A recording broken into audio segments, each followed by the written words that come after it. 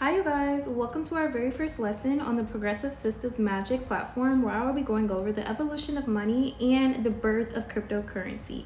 As promised, I will be going over the curriculum that is already posted on the school platform in a PDF file, but I will be breaking it down paragraph by paragraph so that you all will be able to get a deep understanding of every word that is stated in this curriculum, as everything is important for your growth, for your finances, just everything overall. So with all that said, let's go ahead and talk about the origin of money itself. For money to be useful, it needs to keep its value over time.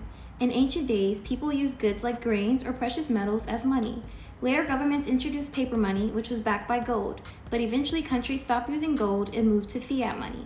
A strong currency should have four main features: scarcity, which means limited supply; divisibility, can be broken into smaller units; utility, can be used for transactions; and transferability, easy to send or exchange. Now let's go over the first portion that I just read to you guys. Money here in the United States is backed by nothing. The US dollar is backed by nothing but the government, but the Federal Reserve, and the consensus of the people themselves, okay, you guys? Here in the US, we used to abide by the gold standard, which means that our money, the US dollar, was physically backed by gold, physically backed by actual value. Now, in the 1970s, President Nixon did away with the gold standard because the United States, truthfully, was not in any economically, financially, or just politically able to sustain the US dollar being backed by gold. Now, many countries, including the United States, have fiat money, where this money is backed by nothing but the governments themselves and the people coming to an agreement that that money actually has value. Those are the only things that are backing that money. Now, this makes it a lot easier for governments to be able to have money in the circulation, because nothing is literally backing that money. They can just print more money when they need to, or take away money from circulation when they need to as well. Now let's go over the second portion of the text that I read to you earlier, and that is how to make a strong currency. What features have to be present for a currency to be considered strong and for it to be able to actually do its job with trading in the world. Now let's go over the first feature, which is going to be scarcity, also known as limited supply. We all know that the less you have of something, the more valuable it becomes, okay? And that is how the money system works. So for example, when Michael Jordan drops an exclusive pair of Jordans and there's only 100 in supply, those Jordans are going to be worth a lot of money because they're limited in supply. Now, if Michael Jordan decides to drop a non-exclusive pair of Jordans and there's like 600 of them in supply, the price of that is not going to be anywhere close to the ones that are only 100 in supply. And that is because a lot more people have access and ability to obtain these Jordans that have 600 pair, rather than the access and accessibility to be able to gain one of those 100 pair of shoes that are exclusive. So you can look at the money system in the same exact way. When there is less money in circulation, it's going to have a higher value because it's harder to come across. But when there is a lot of money in circulation, you can just pay anything. You can buy anything you want. And so a lot of things are not going to have as much value because they're so readily available to you. That's why all throughout history, when we are going through a recession here in the United States, the Federal Reserve chooses to print more money, to have more money put into circulation, to generate more trade, to generate more value inside the markets, also strengthen the US dollar on top of that. Now, the second feature is going to be divisibility, which means that it can be broken down into smaller units. I guess that's kind of self-explanatory, you guys. You know, our currency here, the US dollar, can be in a $100 bill, a $50 bill, a 10, a 20, a dollar. We also have coins. We have $2 bills. Like, it can be broken down all the way from $100 to 1 cent, if we're talking just paper money. Now, the third feature is utility. That means that it has to be used within transactions. Now, we all know that the US dollar dominates basically all global trade. It is used in 85% of all Forex transactions. And Forex essentially is just the foreign exchange market where currencies are betting essentially on each other's prices to see how they perform, okay, you guys? And that's how a lot of traders make money. But we will not be talking about Forex. We will be talking about crypto, because I believe it is the new Forex. Now, the fourth feature is transferability. That means that it can be transferred from one person or one entity to another. Obviously, the US dollar is totally capable of doing that. They even have apps where you can transfer money digitally on your phone. Cash App, Venmo, PayPal, Apple Pay. So we've gone over the evolution of money so far. So now let's hop into the birth of Bitcoin. Bitcoin has all of these qualities that I just went over, which makes it a true form of currency. It was created in 2008 by someone known as Satoshi Nakamoto during a major financial crisis. In 2009, the first Bitcoin transaction was set to a programmer named Hal Finney. At first, Bitcoin was designed as a way to send money directly from one person to another without banks. But the technology behind it, called blockchain, is much bigger. It has changed how digital payments work and opened the door to many new innovations across different industries. So if you're watching these videos, I'm assuming you were alive in 2008 and you may have experienced this financial crisis for yourself.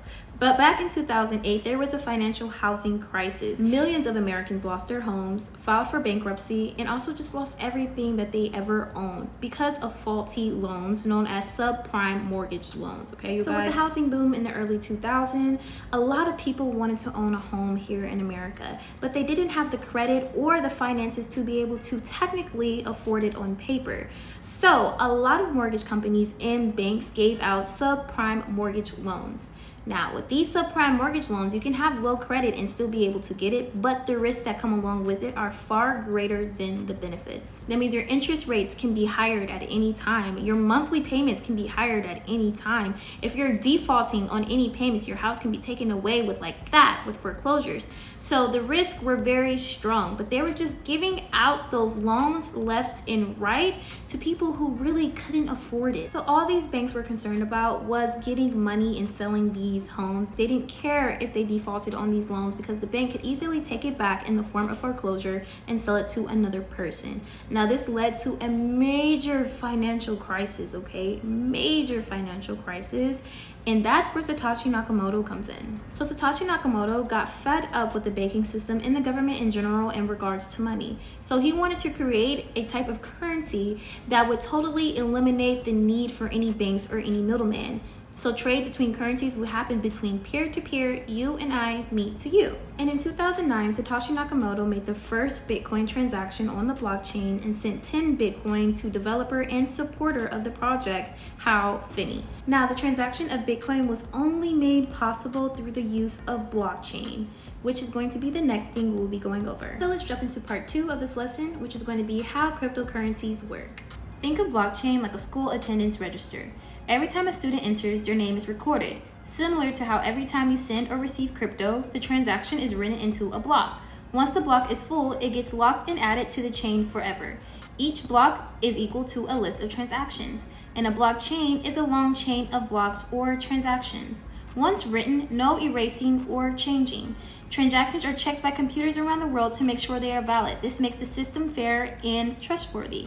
So every cryptocurrency on blockchain have what they call a genesis block, and that is going to be the very first transaction towards that project or towards that cryptocurrency.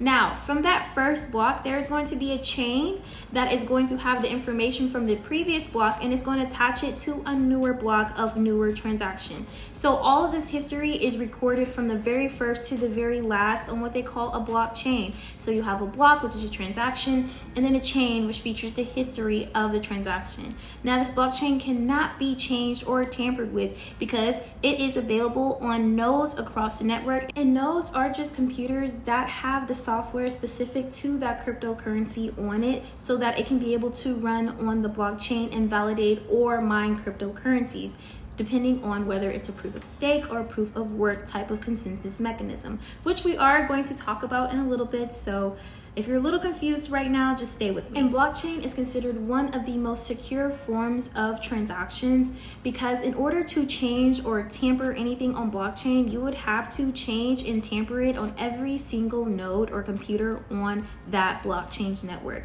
And when there are thousands or maybe even millions of computers on that network, that's a lot of work One of the coolest aspects of blockchain, in my opinion, is that everybody has the original copy of all the transactions. So nobody's copy is different from anybody else's. The first person who joined Bitcoin, they have the same blockchain copy as someone who just joined Bitcoin network 20 minutes ago, okay? So it's a full ledger and it creates full transparency for transactions for there to be more security within this network without having to use banks or any middleman. So we just went over nodes, which are essentially just computers that have the software for that specific cryptocurrency embedded on their computers. Now let's go over how the different computers can be used to be able to add transactions to the blockchain. So first you have proof of work, which is what Bitcoin does, and that is called mining.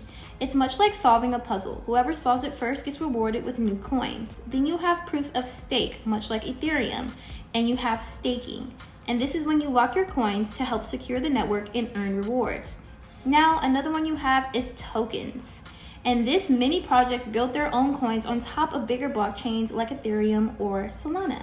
So proof of work creates a very secure network and a very secure system, but it uses a lot of energy, you guys.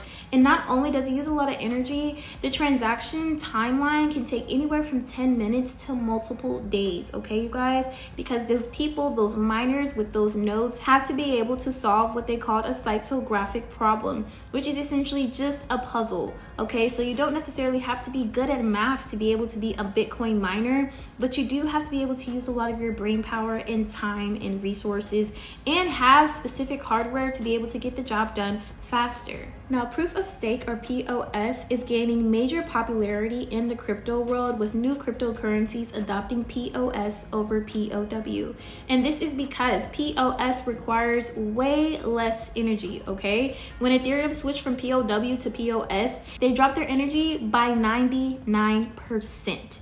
By switching from POW to POS, you guys. Instead of having to solve a cytographic problem or a puzzle, much like you would with POW, with POS, they have what they call validators. And these validators have to stake or lock up cryptocurrencies that can be used as collateral when they are going to be validating transactions onto the blockchain. So you cannot touch that staked or locked up money or cryptocurrency because you're using that as collateral to be able to validate things onto the blockchain.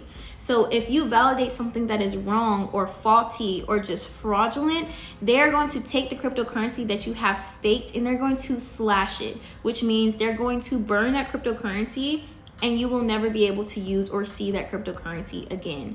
Now, that is the downside or the bad side of it if you choose to do something faulty or fraudulent on the network. Now, if you choose to abide by the rules, validators also get paid for their transactions that they place onto the blockchain using the POS consensus mechanism. And this is because individuals like you and I who are trying to do transactions, we're going to have to pay transaction fees. Some of those transaction fees are going to be paid to the validator to be able to compensate them for their time and their efforts for validating and placing this transaction onto the blockchain. So miners or POW is used with a lot of the earlier cryptocurrencies like Bitcoin, which is the first cryptocurrency to ever come out. But then proof of staking is used for the more modern and newer ones that are coming out and that require a lot more utility than Bitcoin. Now let's jump into part 3 on the features of cryptocurrencies. So you may be wondering, why do people consider crypto money? Well, this is because it has the same qualities that good money should have. It has scarcity, which is limited supply that makes it valuable. For example, Bitcoin has a max supply of 21 million coins. No more can be created after that. Divisibility. You don't need to buy one full Bitcoin. You can buy 0.001 Bitcoin. Utility. You can use Bitcoin or crypto for payments, gaming, smart contracts, DeFi, and NFTs. Transferability. You can send money across the world in minutes without waiting for banks. So Bitcoin and other cryptocurrencies have the same exact 4 features that I labeled earlier that strong currencies need to be able to be successful. Now, the only difference between this is that there is no middleman, there is no banks, and it is completely digital, you guys. So trade is traded through peer-to-peer, which they call a peer-to-peer network, because there is no third parties needed to be able to trade and to be able to earn these cryptocurrencies. And a really cool thing is, you guys, is cryptocurrencies like XRP or XLM can be used to send money within seconds, okay? From anywhere across the world to anywhere across the world. Now, XRP and XLM act as the middleman between these transferability, but you pay less than a cent for fees, okay? Less than a cent for fees, and it's sent within seconds, okay? And then also it can be used between institutions like banks, or it can be used just like between the everyday person, you and I. And cryptocurrencies can act as a bridge currency, and that's essentially for when I want to trade out one currency for another. So if I wanted to trade my Japanese yen for the US dollar, I could be able to bridge those currencies together by using a form of cryptocurrency. Now let's go over part 4 on how cryptocurrencies are valued. Crypto prices move like demand and supply in a shop. If many people want Bitcoin but there aren't many Bitcoins available, the price goes up. If no one wants it and sellers are plenty, price goes down. Other things that also affect crypto prices is technology. Is it fast and scalable like Solana? Adoption. Are people and companies actually using it? Community support. The stronger the community, the more stable the project. Media and hype. News, tweets, or trends can pump or dump a coin. Example, when Tesla announced it would accept Bitcoin, the price shot up. So as technology advances, money is going to have to move right alongside with it. So these cryptocurrencies are essentially always having to better themselves and come up with different updates to be able to keep their coin up to speed and to be able to have value for their coin, or another coin can just build off of their source code, off of their foundation, and make something even better and slowly replace that coin. So technology plays a huge part in the value of cryptocurrency. So just because a company or an individual makes a cryptocurrency doesn't mean that people actually have to use it, and it doesn't mean that it actually has value. People create cryptocurrencies all the time. The regular person like you and I can create our own cryptocurrency. We would create meme coins. So not only do people have to adopt the cryptocurrency, they actually have to be using it and creating a lot of utility within the network and transactions for it to actually have value. Now let's go over community.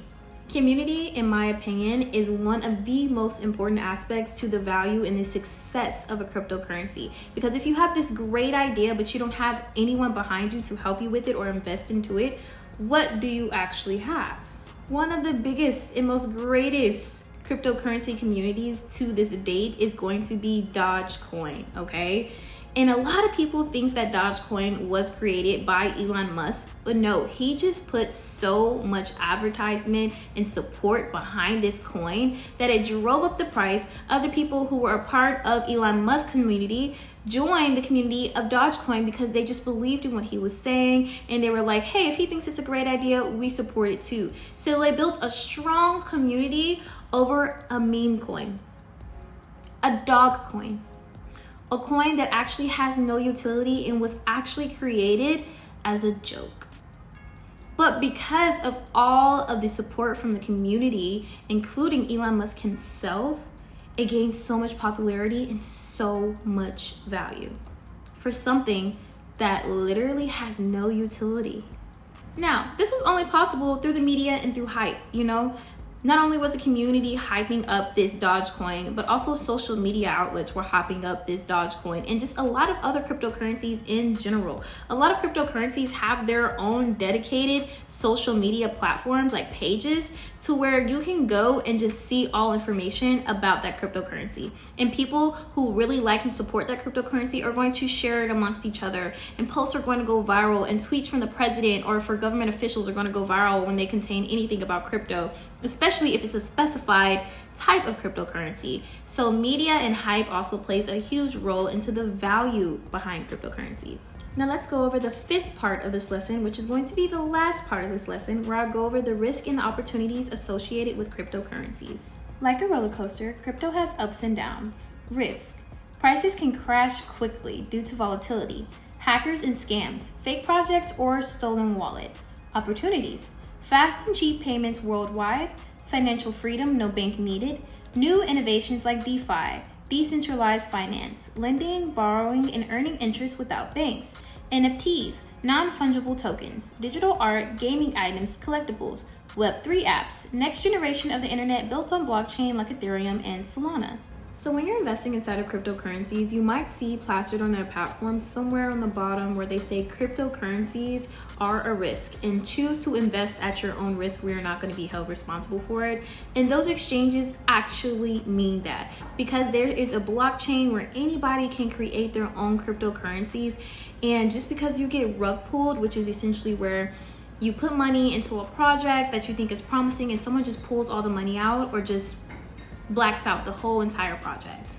And you cannot blame anyone but yourself, because you chose the risk to be able to invest inside of something that you believed in. And that is due to scammers and hackers. Now you also have what they call volatility, when it can suddenly drop. And the price can suddenly drop because there's news that came out about this certain cryptocurrency, or just like some update didn't follow through, or somebody pulled a whole bunch of money out and it dropped the price. So many things can affect the volatility of a cryptocurrency at any given moment, which makes it a huge risk for investing. Now the opportunities, in my opinion, are going to be endless. You can send money from wherever you want to in the world to whoever you want to in the world, as long as you have a device and you have Wi-Fi or internet connection on it. You can send any type of digital currency. Then also on top of that, there is no middleman. There is no third party to control your money or control the distribution of your money at all. Decentralized finance makes it to where you can use smart contracts to be able to borrow money and lend money to people without ever having to see a bank. NFTs had a lot of popularity when cryptocurrency first came out, and it still has a lot of popularity now, especially for gamers or anybody interested in digital art, or just a lot of different creative ways that NFTs play a role in our everyday lives. And you know, the more creative people we have in the world, the more value NFTs are going to bring. And cryptocurrencies also allow for Web3 applications, or decentralized apps, or D apps for short. And this is really cool because there's no centralized point of failure or a centralized point of control for these web apps. So you can make your own social media app, your gaming app, finance app, reading app, anything that you want, that you have created in your mind, and the control is distributed between the users and the developers. And also the cool thing with these apps is that there is no censorship. So nobody can be able to take down the content that you have on these Web3 applications. Now you can go ahead and proceed to the next lesson, which is going to be lesson 2 on how blockchain works and the different type of cryptocurrencies that exist.